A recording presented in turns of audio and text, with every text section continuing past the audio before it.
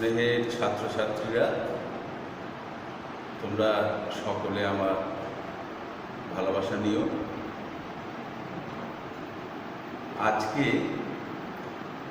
তোমরা দেখতে পাচ্ছ বোর্ডে লেখা যেটি আছে, একটু আলোচনা হবে রবীন্দ্রনাথ ঠাকুরের আফ্রিকা কবিতাটি।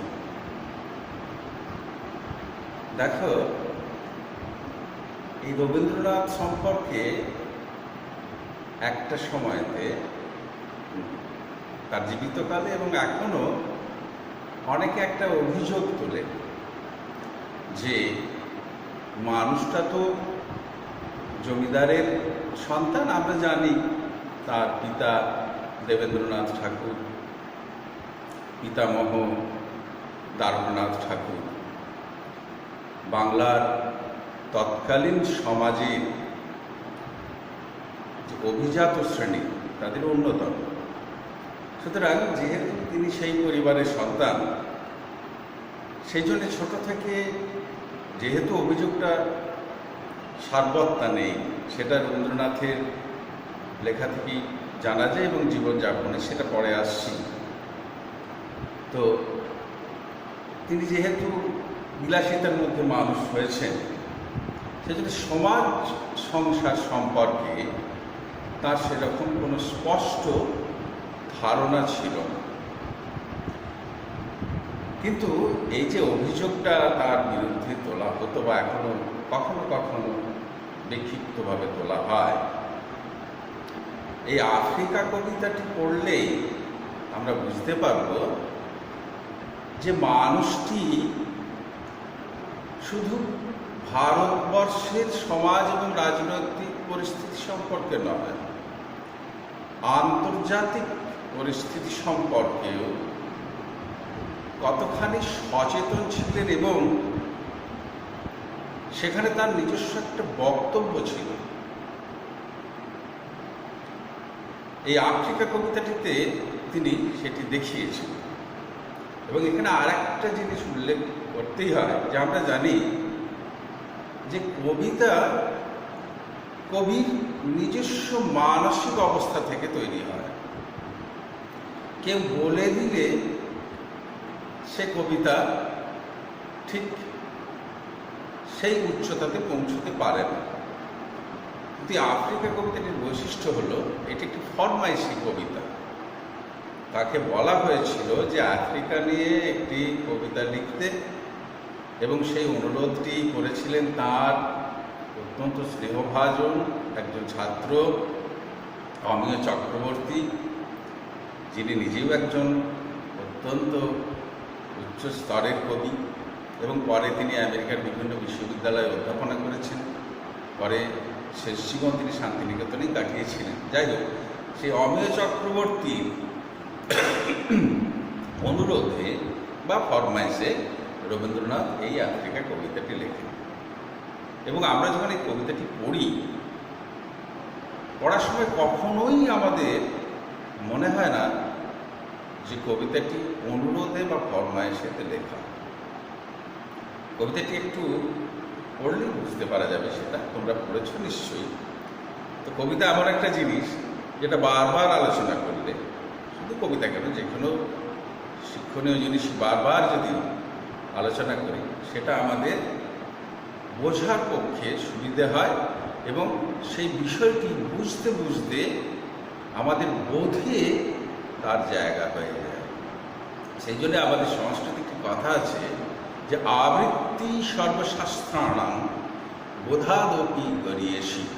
এই আবৃত্তি, যে কোনো জিনিসের রিপিটিশন, এটা অত্যন্ত জরুরি শিক্ষার ক্ষেত্রে। যাই হোক, তো এই আফ্রিকা কবিতাটিতে দেখব একদিকে তিনি ভূগোল বোঝাচ্ছেন, একদিকে তিনি রাজনৈতিক পরিস্থিতি বোঝাচ্ছেন এবং আফ্রিকার সামাজিক অবস্থা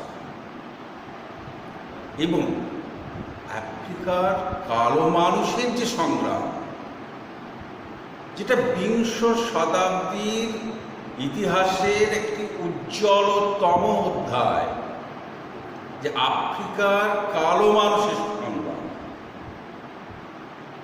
শ্বেতাঙ্গ ঔপনিবেশিক শাসকদের অত্যাচারে জর্জরিত আমরা সবাই হয়েছি, এশিয়ার মানুষ, আফ্রিকার মানুষ। কিন্তু আফ্রিকার ওপরে যে শোষণ এবং নিপীড়ন, তথাকথিত যে সভ্য মানুষের অত্যাচার, সেটা আধুনিক পৃথিবীর ইতিহাসে বিরল। রবীন্দ্রনাথ আফ্রিকা কবিতাতে সেটাই দেখিয়েছেন। আফ্রিকার কি ছিল না এবং এখনো কি নেই? তার খনিজ সম্পদ, তার বনজ সম্পদ, তার মানব সম্পদ, তার অফুরন্ত প্রাকৃতিক সম্পদ। কিন্তু দুর্ভাগ্যের বিষয়, আজকে এই একবিংশ শতাব্দীর প্রায় মধ্যভাগেও আফ্রিকা দারিদ্র জর্জরিত, সেখানকার মানুষ অবর্ণনীয় কষ্টের মধ্যে থাকে এবং শোষণ নিপীড়ন এখনো বন্ধ হয়নি। যেন শোষণটাই আফ্রিকার মানুষের ললাট লিখন।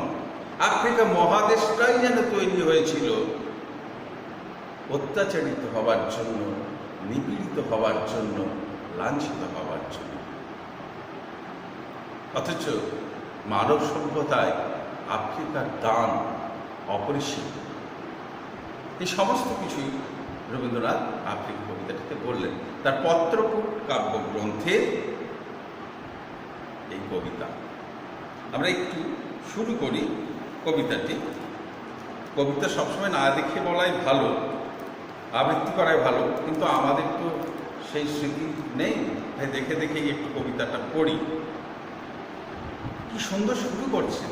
আমরা যদি ভূগোলের দিকে তাকাই যে মহাদেশগুলো কিভাবে তৈরি হলো, আমরা জানি যেমন সৃষ্টির প্রারম্ভে, সৃষ্টির প্রাথমিক অবস্থা, যারা ভূগোল তো তোমরা ক্লাস 10ম শ্রেণীর ছাত্র, ভূগোল তো সব পড়েইছ, কীভাবে পৃথিবীর সৃষ্টি হলো, কীভাবে পৃথিবীর ভূভাগ তৈরি হলো, কীভাবে প্রাণের সৃষ্টি হলো।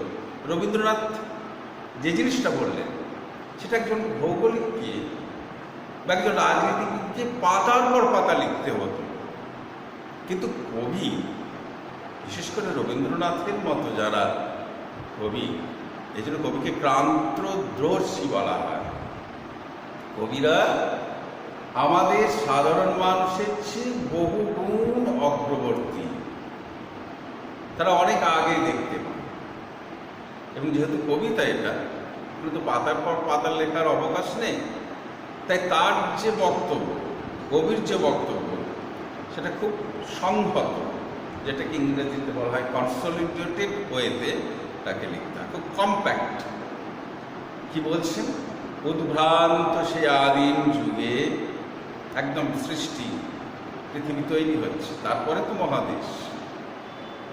স্রষ্টা যখন নিজের প্রতি অসন্তোষে নতুন সৃষ্টিকে বারবার করছিলেন বিধ্বস্ত, ভাঙছেন, করছেন, যেন কোন এক সৃষ্টিকর্তা পৃথিবীকে নিয়ে যেন খেলছেন, ভাঙছেন, করছেন, কিভাবে তৈরি করতে হয়, কিভাবে তৈরি করলে ভালো হয়, সেটা যেন তিনি বুঝে উঠতে পারছেন না।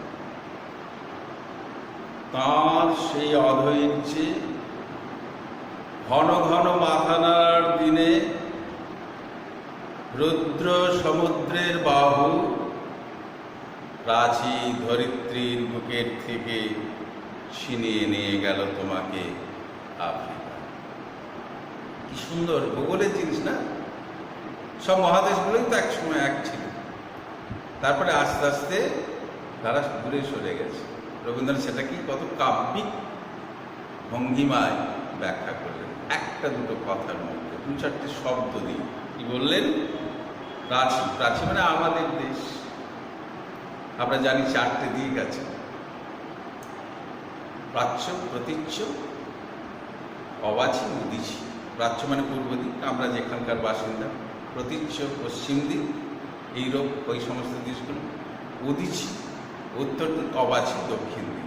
প্রাচী আমাদের থেকে এশিয়া আফ্রিকা ভাগ হয়ে গেল, দুটো মহাদেশ। প্রাচী ধরিত্রী বুকের থেকে ছিনিয়ে নিয়ে গেল তোমাকে আফ্রিকা। কিভাবে তৈরি হলো মহাদেশটা?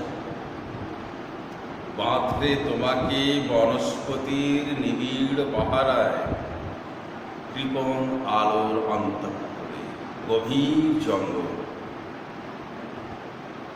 আলো এখনো পর্যন্ত আফ্রিকার এমন এমন জায়গা আছে, যারা আফ্রিকা গেছেন তাদের লেখাতে আমরা পড়ি যে আফ্রিকার এমন জায়গা আছে দুর্গম। এখন তো আধুনিক পৃথিবীতে আমরা অনেক কিছু আধুনিক শুনতে পাচ্ছি। পৃথিবীর এমন কোনো জায়গা নেই যেখানে হয়তো খুব কম জায়গায় ইন্টারনেট পৌঁছয়নি।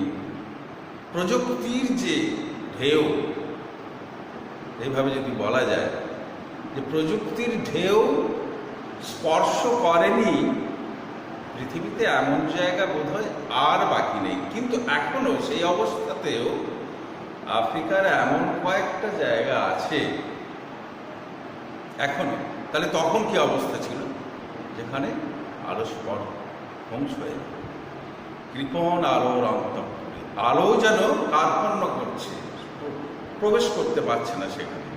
ঘন গভীর অরণ্যের মধ্যে আফ্রিকা মহাদেশকে ঘিরে রাখা, প্রকৃতি যেন ঘিরে রাখলেন। সেখানে নিভৃত অবকাশে তুমি সংগ্রহ করছিলে দুর্গমের রহস্য, চিনছিলে জলস্থল আকাশের দুর্বোধ সংকেত, প্রকৃতির দৃষ্টি অতীত জাদু মন্ত্র জাগাচ্ছিল তোমার চেতনাতীত মনে। বিদ্রুপ করছিলে ভীষণকে বিরূপের ছদ্মবেশে, শঙ্কাকে চাচ্ছিলে হার বানাতে, আপনাকে উগ্র করে বিভীষিকার প্রচণ্ড মহিমায় তাণ্ডবের দুন্দুভিনী নাদে। হায় ছায়াবৃতা, কালো ঘোমটার নিচে অপরিচিত ছিল তোমার মানব রূপ, উপেক্ষার আবিল দৃষ্টিতে। কি অপূর্ব! নিজের মতো আফ্রিকার মানুষ, তাদের লোভ নেই, তাদের চাহিদা নেই, তাদের তথাকথিত সভ্য জীবনযাপনের কোনো তাড়না নেই। প্রকৃতির কোলে আপন মনে, প্রকৃতির প্রিয় সন্তানের মতো প্রকৃতি যেন তাদেরকে বড় করছে। কি বলছেন? দুর্গম রহস্য শব্দগুলো লক্ষ্য করো। সেখানে নিভৃত অবকাশে কেউ তো সেখানে তাকে ডিস্টার্ব করার নেই। বাইরের উচ্চকিত সভ্য পৃথিবী তার প্রবেশের অধিকার ছিল না তখনও। সে নিভৃত অবকাশে আফ্রিকা কী করছিল? আফ্রিকার মানুষ কী করছিল? সংগ্রহ করছিল দুর্গমের রহস্য। আরো দুর্গম। এই দুর্গমতা কি, কেন, কিভাবে? আফ্রিকার মানুষ চেষ্টা করছিল সেই রহস্যকে বোঝার। চিনছিলে জলস্থল আকাশের। মানুষ তো তখন মানুষের তারপরের কথাতেই আছে, তারপরের কথাতেই আছে প্রকৃতির দৃষ্টি অতীত জাদু মন্ত্র জাগাচ্ছিল তোমার চেতনাতীত মানে। তখন চেতনা পরিস্ফুট হয়নি আফ্রিকা। আমাদেরও কি হয়েছে? সভ্য মানুষ যারা আমরা নিজেদেরকে সভ্য বলে দাবি করি, তারাও কি চেতনা অধিকারী? স্পষ্ট, সঠিক, সৎ চেতনার অধিকারী কি আমরা হয়ে উঠতে পেরেছি? আমাদের সাম্প্রতিক ঘটনা তা বলে না। যাই হোক, তো সেই আদিম অবস্থাতে আফ্রিকার মানুষেরও যখন চেতনা পরিস্ফুটন ঘটেনি, প্রকৃতির যে জাদু ধরা যায় না, দৃষ্টি অতীত, যে সাধারণ দৃষ্টিতে ধরা যায় না, সে জাদু একটা মন্ত্রের একটা তো রেজনেন্স আছে। আমরা জানি মন্ত্র আমাদের মুগ্ধ করে রাখে। সে প্রকৃতির মন্ত্র যেন, জাদু মন্ত্র যেন মুগ্ধ করে রেখেছিল আফ্রিকার মানুষকে। বিদ্রুপ করছিল ভীষণকে বিরূপের ছদ্মবেশে, সংখ্যাকে চাচ্ছে না, লড়াই। আজ পর্যন্ত পৃথিবীর মানুষ তো প্রকৃতির সঙ্গেই লড়াই করে এসেছে আজ পর্যন্ত। আজকের যে 2020 সালের এই যে আজকে 7ই সেপ্টেম্বর, এই মুহূর্তটুকু পর্যন্ত আমরা তো প্রত্যেকটি মুহূর্ত, প্রত্যেকটি ইঞ্চি প্রকৃতির সঙ্গে লড়াই করে বেঁচে আছি। Survival of the fittest. প্রকৃতি আমাদেরকে বিনা যুদ্ধে এতটুকু জায়গা ছেড়ে দেয়নি, যে যদিও প্রকৃতির কোলেই আমরা মানুষ, আমরা প্রকৃতির সন্তান। এ যেন মা এবং সন্তানের একটা অলিখিত লড়াই আজ পর্যন্ত চলে এসেছে। আফ্রিকাও তাই করেছে, আফ্রিকার মানুষকেও তাই করতে হয়েছে। আফ্রিকার মানুষ যতটুকু অগ্রসর হয়েছে, যতটুকু সভ্যতা তৈরি করতে পেরেছে, ওই মিশনকে বিদ্রুপ করে, সংখ্যাকে হার মানিয়ে, আপনাকে উগ্র করে বিভীষিকার প্রচণ্ড মহিমায় তাণ্ডবের কুম্ভীর নামে সংগ্রামের কথা। এই শব্দগুলো উল্লেখনীয়। লড়াই করে, ঠিক আছে, আফ্রিকার মানুষ এই পর্যন্ত তাদের তো কোনো অসুবিধে ছিল না, তাদের কোনো অভিযোগ ছিল না, তাদের কোনো অনুযোগ ছিল না। পৃথিবীর সভ্য মানুষের কাছে, পৃথিবীর কাছে তাদের কোনো দাবি ছিল না।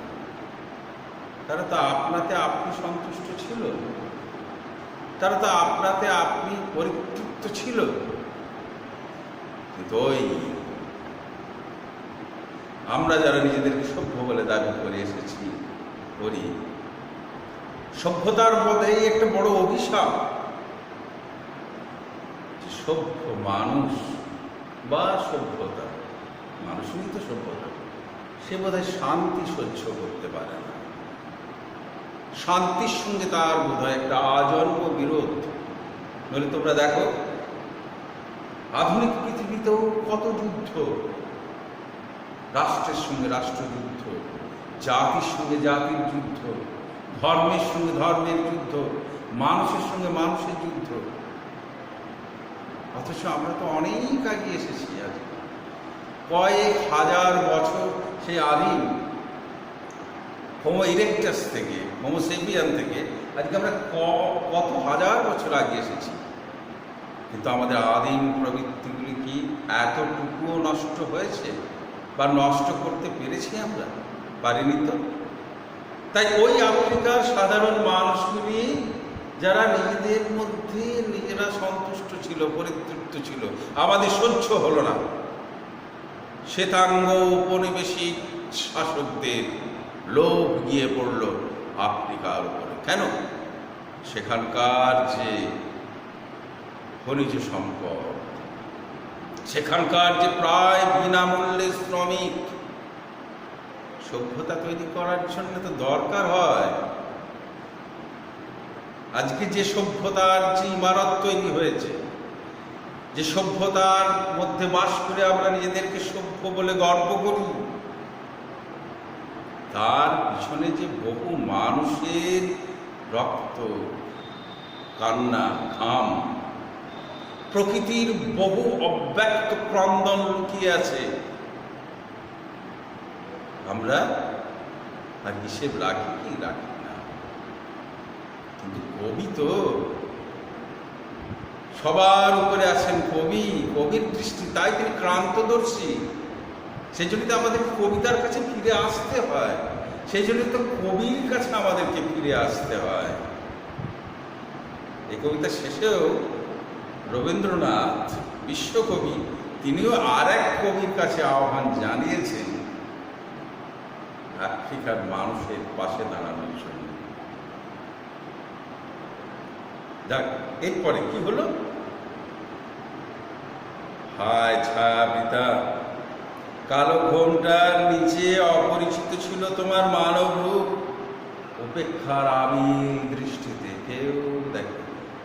অথচ প্রকৃত মানুষ, প্রকৃত মানব, মানুষ এবং মানব দুটো শব্দের মধ্যে অনেক তফাৎ আছে। আমরা সবাই মানুষ, আমরা অনেকেই মানব নই। এই মানুষ থেকে মানব হতে গেলে তার অনেক অনুশীলন দরকার হয়, অনেক চর্চার দরকার হয়। ঠিক তারা যখন নিজেদের মধ্যে ছিল, কি হলো, এলো ওরা লোহার হাতকড়ি নিয়ে, নখ যাদের তীক্ষ্ণ তোমার নেকড়ের চেয়ে, এলো মানুষ ধরার দল, গর্বে যারা অন্ধ তোমার সূর্যহারা অরণ্যের চেয়ে। ওই যে বলেছিলাম সস্তায় শ্রম, বিনা পয়সায় বিনামূল্যে প্রাকৃতিক সম্পদ লুট।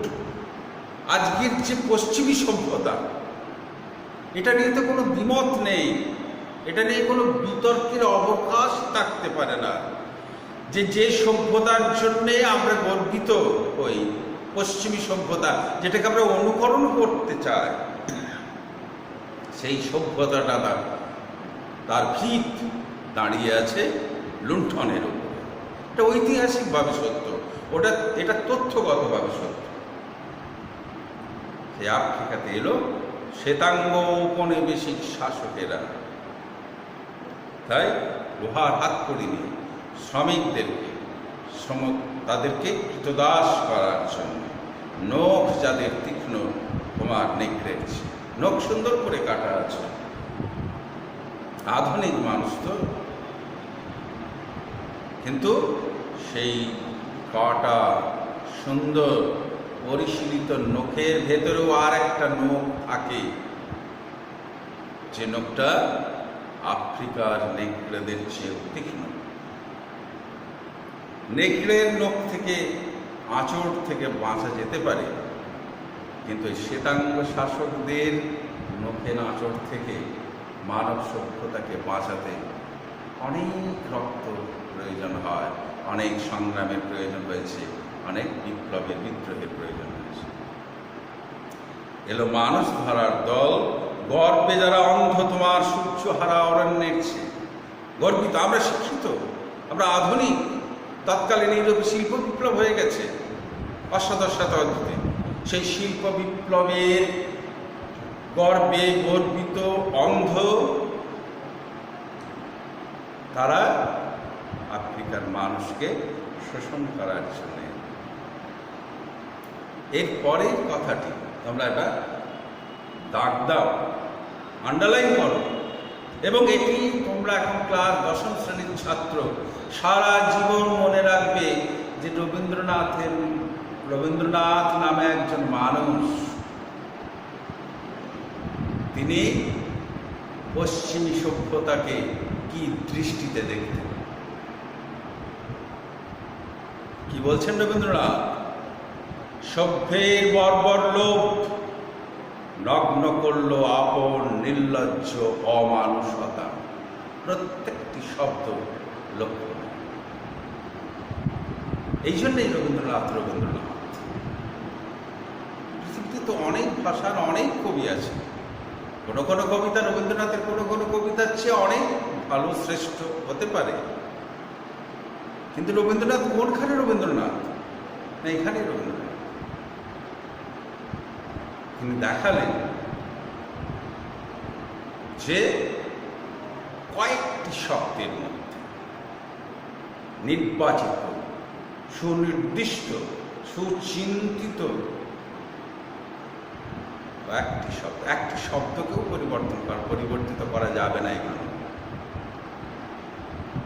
শব্দগুলি আবার বলছি। সভ্যের বর্বর লোক লগ্ন করল আপন নির্লজ্জ অমানুষতা। আজকের পৃথিবীতেও সেই তথাকথিত সভ্য দেশগুলির এক বৈশিষ্ট্য, এক চারিত্রিক স্বভাব, এক চারিত্রিক বৈশিষ্ট্য, একই স্বভাব। এতটুকু পরিবর্তন হয়নি, শুধু শোষণ আর লুণ্ঠন। দুর্ভাগ্য আমাদের, যারা সেই পশ্চিমী সভ্যতার আপাত চমক দেখে মুগ্ধ হয়ে আমাদের যে ভারতীয় ঐতিহ্য, ভারতীয় সংস্কৃতি, তাকে ভুলতে বসেছি।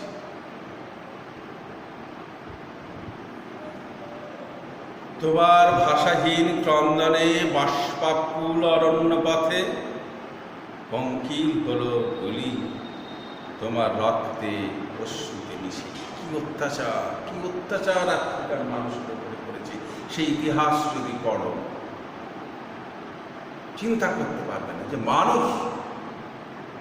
মানুষকে এভাবে শোষণ করতে পারে, এভাবে নিপীড়ন করতে পারে। দস্যু পায়ের কাঁটা মারা জুতোর তলায় বিভৎস কাদার পিণ্ড চির চিহ্ন দিয়ে গেল তোমার অপমানিত ইতিহাসে। কি করবে আফ্রিকার মানুষ? তার সংগঠিত হওয়ার ক্ষমতা নেই, তার বিদ্রোহ করার ক্ষমতা নেই, অথচ তখনও পর্যন্ত ছিল না কোনো বিপ্লব করার ক্ষমতা। কেন? তখন চেতনা তো, এর আগে রবীন্দ্রনাথ শব্দটা ব্যবহার করেছেন, তখনও তো সেই চেতনা তৈরি হয়নি। নিজেরটাকে বুঝে নেবার যে অধিকার বোধ, তার জন্য তাকে চেতনা দরকার যে আমার কতটুকু অধিকার, আমার কতটুকু প্রাপ্য, সেটার জন্য তো একটা চেতনা দরকার। আফ্রিকান মানুষের সেই চেতনা কখনো ছিল না, এবং অত্যন্ত কৌশলী ধুরন্ধর পশ্চিমী সভ্য দেশগুলো সেটা খুব ভালো করে জানত। সেই জন্যই তারা আফ্রিকাকে আক্রমণ করেছে এবং সেখানকার মুক্ত, সেখানকার বনজ সম্পদ, সেখানকার খনিজ সম্পদ, সেখানকার পশু, তাদের হাতির দাঁত তোমরা পড়লে দেখবে যে ঠিক আজকে যাদেরকে সভ্য বলে আমরা মাথায় তুলে রাখতে চেষ্টা করছি, তারা কত ঘৃণিত, তারা কত নিন্দিত। আমরা যে ভাষায় বলছি, রবীন্দ্রনাথ তো সে ভাষাটি ব্যবহার করবেন না, তিনি তো কবি। রবীন্দ্রনাথ বলছেন, রবীন্দ্রনাথের বিরুদ্ধে একটা অভিযোগ ছিল যে তিনি আমাদের সাধারণ মানুষের মুখের ভাষা তার সাহিত্যে আনেননি কেন। তো রবীন্দ্রনাথ তার উত্তর দিয়েছিলেন, বলেন দেখো তোমরা যেগুলো জানো আমিও জানি, তোমরা যেগুলো বলতে পারো সেগুলো আমিও বলতে পারি, কিন্তু কি জানো, আমি যে কবি, আমি তো কবি, তোমরা যে ভাষায় কথা বলো সে ভাষায় কথা বলা আমার শোভন নয়। তো বলছেন এখানে কত সুন্দর, তাদেরকে আক্রমণ করছেন, তাদের নগ্ন চরিত্রটাকে সাধারণ মানুষের সামনে পরিষ্কার করে তুলে ধরছেন। কিন্তু সেখানেও যেটাকে আমরা বলি কাব্য সুষমা, লিরিক্যাল এসেন্স, কবিতার যে একটা অন্যতম জিনিস, সেটা থেকে রবীন্দ্রনাথ কখনো সরে আসে। এবং কি নাটকই, দেখো প্রত্যেকটা স্ট্যান্জা কবিতা এ যেন নাটক পড়ছি আমরা, কিন্তু কবিতা নয়, এ যেন একটা অসাধারণ নাটক, একটা ক্লাইম্যাক্সে পৌঁছাচ্ছে, তারপরে আবার নেমে আসছে।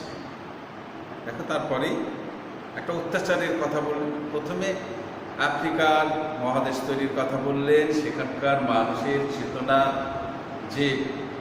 যেটাকে আমরা ইংরেজিতে বলি ক্রিসালিস, যে তৈরি হচ্ছে সেটা বললেন। তারপরে সেখানকার মানুষের উপরে যে নিপীড়ন, অত্যাচার, তীব্র ভাষায় রবীন্দ্রনাথ এটা বললেন।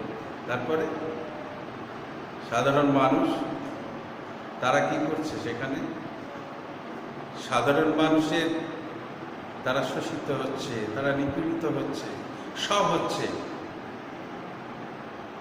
কিন্তু তারা যেন অদ্ভুতভাবে নির্লিপ্ত, নির্বিকার, তারা যেন মেনে নিচ্ছে কোথাও যে এটাই হয়তো আমাদের ভবিতব্য, এর জন্যই হয়তো আমরা পৃথিবীতে এসেছি, শোষিত হওয়াই যেন আমাদের আফ্রিকার মানুষের কপাল লিখন। কি সুন্দরভাবে ওনার বলছেন এখানে, সমুদ্র পারে সেই মুহূর্তে তাদের পাড়ায় পাড়ায় মন্দিরে বাজছিল পূজার ঘণ্টা, সকালে সন্ধ্যায় দয়াময় দেবতার ঈশ্বর। তাদের মানুষের কাছে তো কোনো দাবি নেই, কোনো নালিশ নেই, সবই যেন তারা ঈশ্বরকে সঁপে দিয়েছে, তুমি প্রভু যা করার করো, মারতে হয় মারো, রাখতে হয় রাখো। শিশুরা খেলছিল মায়ের কোলে, কি শান্ত একটা যেন অপার শান্তির একটা জায়গা। মায়ের কোল তো পৃথিবীর সবচেয়ে আস্থার জায়গা, সবচেয়ে শান্তির জায়গা। পৃথিবীর কোনো কিছুই মায়ের আঁচলের বিকল্প হতে পারে না। এটা অন্তত আমাদের ভারতীয় মায়েদের, এটা সবাই বলে গেছে। রবীন্দ্রনাথ বলছেন যে কি সুন্দর একটি পরিবেশ তৈরি করলেন তার কবিতার মধ্যে। সমুদ্র পারে সেই মুহূর্তে তাদের পাড়ায় পাড়ায় মন্দিরে বাজছিল পূজার ঘণ্টা, সকালে সন্ধ্যায় দয়াময় দেবতার নামে। শিশুরা খেলছিল মায়ের কোলে, গভীর সঙ্গীতে বেজে উঠেছিল সুন্দরের আলো। এই শব্দটি ওই যে বলেছি, রবীন্দ্রনাথের একটি কথা আছে সুন্দর। রবীন্দ্রনাথ বলছেন সেখানে যে কর্মক্ষেত্রের জড়তায় যেখানে মানুষ কাজ করে, নিজের কথা বলছেন, সেখানে আমার স্থান নয়। আমার স্থান সৌন্দর্যের সাধক রূপে একা তোমার কাছে। জীবন দেবতাকে বলছেন তিনি, সৌন্দর্যের সাধক রূপে একা তোমার কাছে। রবীন্দ্রনাথ বারবার বলছেন যে জীবনে যাই ঘটুক, অর্থ থাক না থাক, জীবনের পথ মসৃণ হোক না হোক, আমরা যেন সুন্দর থেকে কখনো দূরে সরে না আসি। রবীন্দ্রনাথের জমিদারি ছিল, রবীন্দ্রনাথের পারিবারিক জমিদারি বাংলাদেশে। তিনি যেতেন সেখানে তো সীমাহীন দারিদ্র তখন বাংলাদেশে। পদ্মা নদীর দিকে যাচ্ছেন, দুপারে দেখছেন ম্যালেরিয়া, রোগ, বুভুক্ষা। রবীন্দ্রনাথ দেখতেন আর দুঃখ পেতেন, ব্যথিত হতেন, কিন্তু তবুও সেই অবস্থাতে বলছেন, দেখো, বাইজিক চিঠিতে লিখছেন, দেখ এই আমি যখন পদ্মা বটে যাই আর দুপাশের মানুষের কষ্ট দেখে আমার খুব কষ্ট হয়, কিন্তু একটা আশ্চর্য হয়ে দেখে গ্রাম উজাড় হয়ে যাচ্ছে। কিন্তু একটু সুন্দর করে কথা বললেন যে অথচ চাঁদ উঠেছে অথচ গান ওঠেনি, এমনটা আমি কোনোদিন পদ্মার গ্রামগুলোতে দেখিনি। পদ্মা পাড়ের গ্রাম, চাঁদ উঠেছে অথচ গান ওঠেনি মানে সন্ধেবেলায় সারাদিন মানুষের প্রাপ্তি অপ্রাপ্তির সমস্ত দূরে সরিয়ে রেখে গ্রামের মানুষ মেতে উঠেছে গানের আনন্দে। এই আনন্দ শব্দটা রবীন্দ্রনাথ বারবার বলছেন। আমরা জানি যে রবীন্দ্রনাথের যে শিক্ষা, তার যে চেতনা তৈরি হয়েছিল ঔপনিষদিক শিক্ষার মধ্য দিয়ে, সেই উপনিষদে তাই কথা বলছেন, সেটি যে আনন্দেই আমরা এই পৃথিবীতে এসেছি, আনন্দেই আমরা থাকব, আনন্দেই এই পৃথিবী থেকে আমরা বিদায় নেব। সেই কথাটা রবীন্দ্রনাথের সারা জীবনের একটা যেন দৃষ্টিভঙ্গি ছিল। তাই এখানে যা দেখো, আফ্রিকা এত অত্যাচার হচ্ছে, অবর্ণনীয়। কতটুকু বা তখন তার সংবাদ মাধ্যমের এত কিছু প্রভাব ছিল না, প্রসারও ছিল না। কতটুকু বাইরের পৃথিবীর খবর আসতো আমাদের কাছে, যেটুকু সে সেটা বিভৎস। সেই বিভৎস অত্যাচারের মধ্যেও কবি কি করছেন, সুন্দর বলছেন যে জীবনে যত বিভৎসাই থাক, যত কুৎসিত হয়ে উঠুক আমাদের চারপাশ, সুন্দরের আরাধনাকে থামালে চলবে না, কারণ পৃথিবীটা বাসযোগ্যই থাকবে না। আর আমরা তো পৃথিবীতে বাস করতে এসেছি কিসের জন্য? এই যে আমাদের এত পড়াশোনা করতে হয় কষ্ট করে, পড়াশোনা করতে কার আর ভালো লাগে, কিন্তু পড়াশোনা করতে হয়, করি কিসের জন্য? জীবনকে সুন্দর করে গড়ে তোলার জন্য। আর তো কোনো উদ্দেশ্য নেই। পড়াশোনা করে সবাই যে চাকরি পাবে তার কোনো মানে নেই, চাকরি করেও না অনেকে, কেউ ব্যবসা করছে, বিভিন্ন পেশায় চলে যাচ্ছে জীবিকা সংগ্রহের জন্য, কিন্তু কিসের জন্যে? সেই জীবনকে সুন্দর করে, মূল কথা একটা, জীবনকে সুন্দর করতে হবে। এখানে রবীন্দ্রনাথ সেটাই বললেন যে দেখো, এত কিছু সামাজিক ওলট পালটের মধ্যে, এত কিছু সামাজিক আলোড়নের মধ্যে কবি কিন্তু সুন্দরের আরাধনা ত্যাগ করেন। তারপরেই রবীন্দ্রনাথ বলছেন তার মা সভ্যতা সংকট প্রবন্ধে, দেখো এত কিছু হচ্ছে। তিনি সেখানে পশ্চিমী সভ্যতা নিয়ে অনেক কথা বলেছেন, তাদের খারাপ দিক বলেছেন, সব বলেছেন। সেগুলো আমরা এখন বুঝতে পারছি যে রবীন্দ্রনাথ আজ থেকে 60 বছর আগে, 60 কেন 80 বছর আগে, হ্যাঁ 80 বছর বা তারও আগে যেগুলো বলে গেছেন কত সত্য হয়ে উঠছে। তোমরা যদি পরে রবীন্দ্রনাথের লেখা পড়ো বা কেউ কেউ কিছু পড়েছো, নিশ্চয়ই দেখবে রবীন্দ্রনাথের কথাগুলি কত সত্যি হয়ে উঠছে সেখানে। তো বলছেন আশা কথা, আজ যখন পশ্চিম দিগন্তে প্রদোষকাল, ঝঞ্ঝা বাতাসের ঊর্ধ্বশ্বাস, পশ্চিমী সভ্যতার কথা বলছে, বিশ্বযুদ্ধের কথা বলছে যে দেখো তোমরা ওই আফ্রিকার মানুষগুলোর উপরে তো অত্যাচার করেছিলে, তো লুণ্ঠন করতে গিয়েছিলে না, তোমাদের লোভকে তোমরা সম্বরণ করতে পারোনি, ভেবেছিলে যে ওই এশিয়া আফ্রিকার দেশগুলোকে শোষণ করে তোমরা সুখে থাকবে। কি হলো? আমরা তো জানি দুটো বিশ্বযুদ্ধ ইতিহাসে ইউরোপ এবং আমেরিকা তোলপাড় হয়ে গেল, নিজেদের প্রতি তো লড়াই করবে সভ্য দেশগুলো। সেটাই বলছে, প্রদোষকাল, ঝঞ্ঝা বাতাসের ঊর্ধ্বশ্বাস, যখন গুপ্ত গহ্বর থেকে পশুরা বেরিয়ে এলো, অশুভ ধ্বনিতে ঘোষণা করলো দিনের অন্তিমকাল, এসো যুগান্তের কবি। এই যুগান্তের কবি কি? দেখো, এটার অনেক রকম ব্যাখ্যা, কবিতার তো একরকম ব্যাখ্যা হয় না, যে যার মতো বলতে পারে। যুগান্তের কবি রবীন্দ্রনাথ তার কোনো আদর্শ মহাপুরুষকে বলতে পারে। যুগান্তের কবি, একটা যুগ শেষ হচ্ছে, আর একটা যুগের যে সূচনা, সেই সূচনাটা তো কবি ধরাবে। কবি মানে কি? কবি মানে যার অন্তর্দৃষ্টি আছে। সেই জন্য আমাদের উপনিষদের ঋষিদেরকেও কবি বলা হয়। কবির মনীষী বলে একটা শব্দ আছে উপনিষদ, যিনি কবিরাও দেখতে পান, অন্তর্দৃষ্টি যারা আছে তিনিও হতে পারেন। আসন্ন সন্ধ্যার শেষ রশ্মিপাতে দাঁড়াও ওই মানহারা মানবীর দ্বারে, তার কিছু নেই, সে নিঃস্ব, সে রিক্ত, তার নিজের দোষে নয়, তাকে রিক্ত নিঃস্ব সর্বশান্ত করে দেওয়া হয়েছে। কারা করেছে? যারা সভ্যতা দর্পী, যারা গর্বোদ্ধত, যারা অহংকারী, নিষ্ঠুর।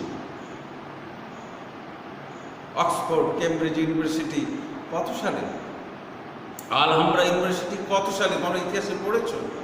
কোনোটি ৫৫ শতকে, কোনোটি ত্রয়োদশ শতকে। এটা তো ১৯ শতাব্দীর ঘটনা।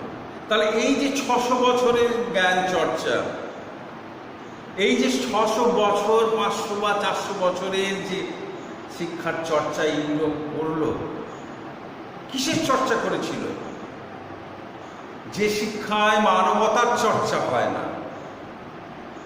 যে শিক্ষায় মানবিক গুণের বিকাশ ঘটে না, সে শিক্ষা তো শিক্ষাই নয়। আজ তো প্রমাণিত হয়ে গেছে সেটা। সেই লম্পট, লুটেরা, নগ্ন, অহংকারী, গর্বোদ্ধত, ঔপনিবেশিক শ্বেতাঙ্গ শাসকেরা আফ্রিকাকে মানহারা করে দিয়ে গেছে। সে মানহারা মানবীর দ্বারে কি বলছেন? বলছেন দুহাত তুলে, দুহাত জড়ো করে তুমি সমগ্র পৃথিবীর হয়ে ওই মানহারা মানবীর কাছে দাঁড়িয়ে ক্ষমা স্বীকার করো। তথাকথিত আধুনিক সভ্য পৃথিবীর অমানবিক মানুষের যে সভ্যতা, সেই সভ্যতার হয়ে তুমি তার কাছে দাঁড়িয়ে কি বলতে হবে? বলো, ক্ষমা করো।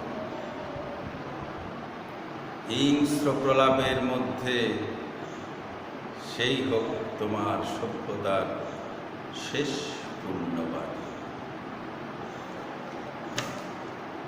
ওটা সেই সময়টা, রবীন্দ্রনাথ যে সময়টার কথা বলছেন, আমরা যদি ইতিহাসে পড়ি, পৃথিবীর কোনো প্রান্তে দুর্ভিক্ষ, কোনো প্রান্তে প্লেগ, মহামারী,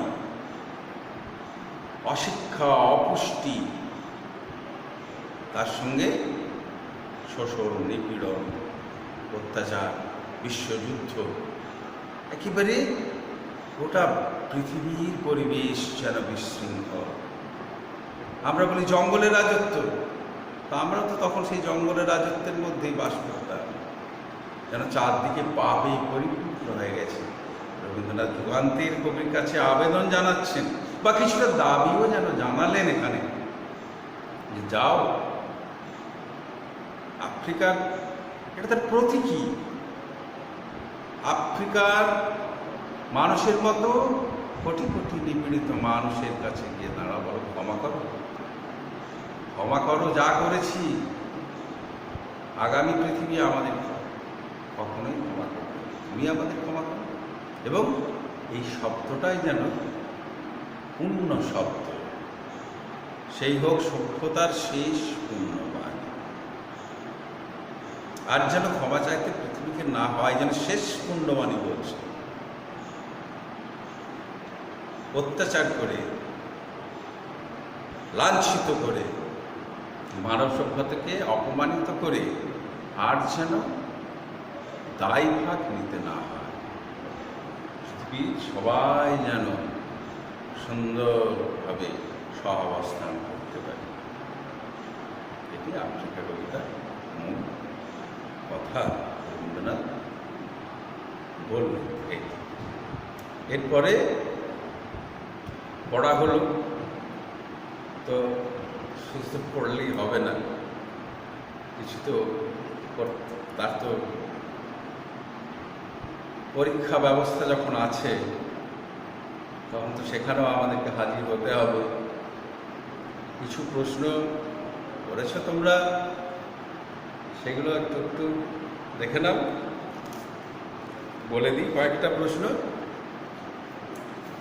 আর এখন আমাদের সিলেবাসে এমনভাবে সিলেবাসটা তৈরি করা হয়, বা প্রশ্নগুলোকে তৈরি করা হয়, যে 2-4টে প্রশ্ন করলে গোটা জিনিসটায় দেখবে তোমরা খুব ভালো করে যদি পড়ো, দেখবে ঘুরিয়ে ফিরিয়ে কিন্তু বিষয়বস্তুর দিকেই চলে আসছে জিনিসটা। তার জন্য বেশি প্রশ্ন করা যাবে তা না, অবশ্যই করতে পারে। বেশি প্রশ্ন করলে তো ভালোই, যত চর্চা হবে, যত রেওয়াজ হবে, ততই ভালো। শঙ্করাচার্য বলছেন না যে প্রজ্ঞাতি সংঘর্ষণত বিশুদ্ধা। আমরা যেমন মঠি বা কাটারিকে ধার করার জন্য ঘষতে হয় আমাদেরকে, তেমনি প্রজ্ঞা আমাদের মস্তিষ্ককে যত ধাক্কা দেবো, যত আঘাত করবো, তত তারা শানিত হয়ে উঠবে, তত ধারালো হয়ে উঠবে। সুতরাং যত পড়াশোনা করবে ততই তো ভালো, কোনো অসুবিধে নেই। আমি কয়েকটা প্রশ্ন বলে দিচ্ছি, দেখবে। হ্যাঁ, সেগুলো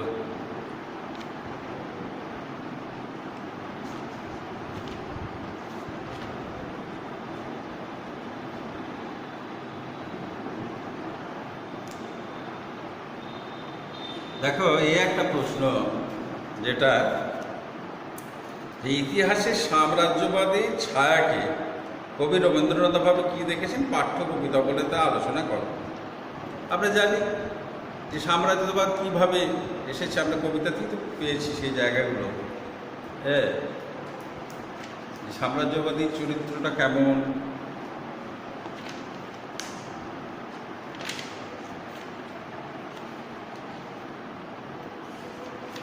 এই যে দেখো কেমন সাম্রাজ্যবাদ, সাম্রাজ্য চেহারাটা কেমন। এই স্ট্যান্ডার্ডে দেখো, যে দেখো নৌক যাদের এলো ওড়া লোহার হাতকড়ি নিয়ে নখ যাদের তীক্ষ্ণ তোমার নেকড়ের চেয়ে, এলো মানুষ ধরার দল, গর্বে যারা অন্ধ তোমার সূর্যহারা অরণ্যের চেয়ে।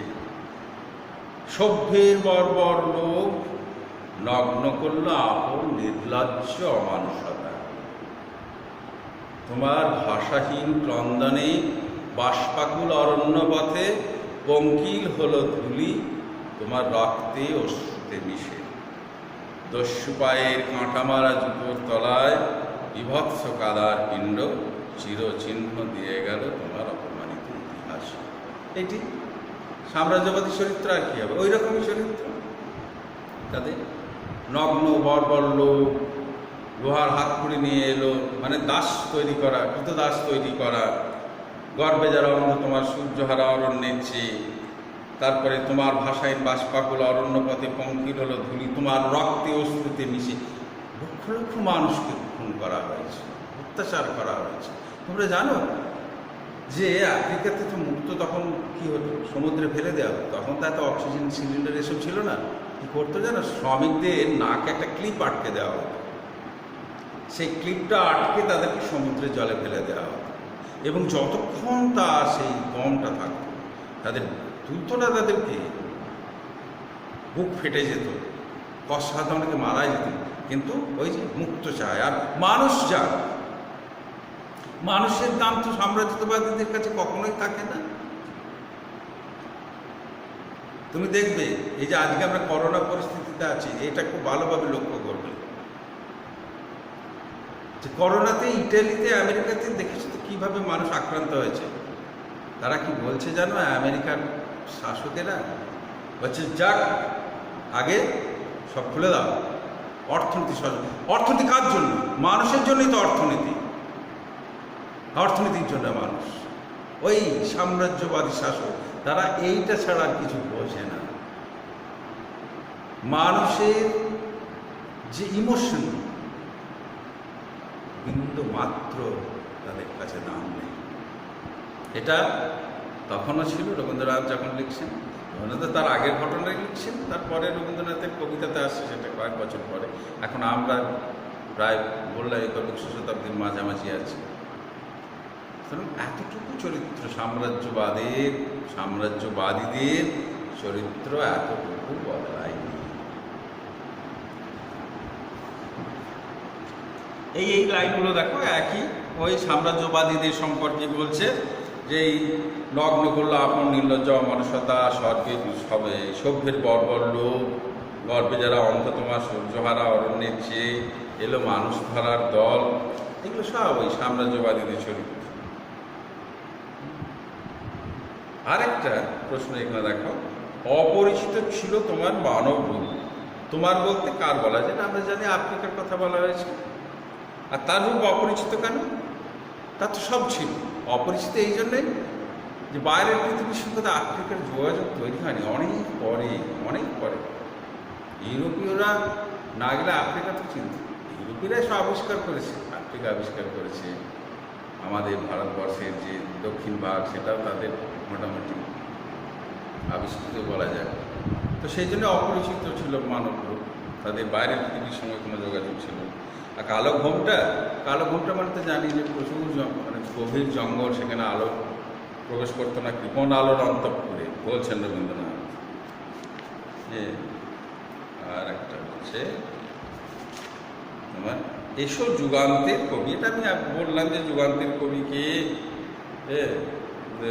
যুগান্তের কবি কোথায়, যুগান্তের কবি কথাটি কী অর্থে ব্যবহৃত হয়েছে। এইটাই সত্যনিষ্ঠ কবি করতে পারেন, তাই তিনি যুগান্তের কবি বলে। যুগান্তের কবি শব্দটা কিন্তু এখানে এরা অনেক জায়গাতে এক কথায় সেরে দিয়েছে, কিন্তু যুগান্তের কবি তাৎপর্য কিন্তু বিরাট। আমি অনেককেই যুগান্তের কবি বলতে পারি। আমি তো যে যাত্রার কথা, যে কোনো কবির কথা তো আমি শুনতে পারি না, তাকে যুগান্তের কবি হতে হবে। তার সেই ব্যক্তিত্ব, তার চরিত্র, যেমন আমাদের দেশের মহাত্মা গান্ধী, সেই রকম মানুষ, সেই রকম সমমানের মানুষ আমরা ধরে নিতে পারি। এটা যুগান্তর যুগান্তের কবিকেও কিন্তু সেই ইংরেজিটাকে বলা হয় সেই লেভেলের মানুষ হতে হবে, যার কথা পৃথিবীর মানুষ শুনবে। যার তার কথা তো মানুষ শুনবে না, তাহলে তাকে এমন একটা উচ্চতায় প্রতিষ্ঠিত করতে হবে নিজেকে, যেন গোটা পৃথিবীর মানুষ যারা একটা আশ্রয় খুঁজছে তার কাছে গিয়ে আশ্রয় নিতে পারে, যার ডাকে সবাই সাড়া দিতে পারে, যে কবির ডাকে সবাই ঘর ছেড়ে বেরিয়ে আসতে পারে। এখানে যুগান্তের কবি বলতে তাকেও বলা যেতে পারে। তাই আমি বলেছি কবিতা তো নানা রকম ব্যাখ্যা হতে পারে, কোনো নির্দিষ্ট একটা ব্যাখ্যা কে ধরে না থাকাই ভালো, যে যার মতো করতে পারে, কোনো অসুবিধা নেই। এই হলো। আর সেই হোক তোমার সভ্যতার শেষ পূর্ণবাণী, এইটাই।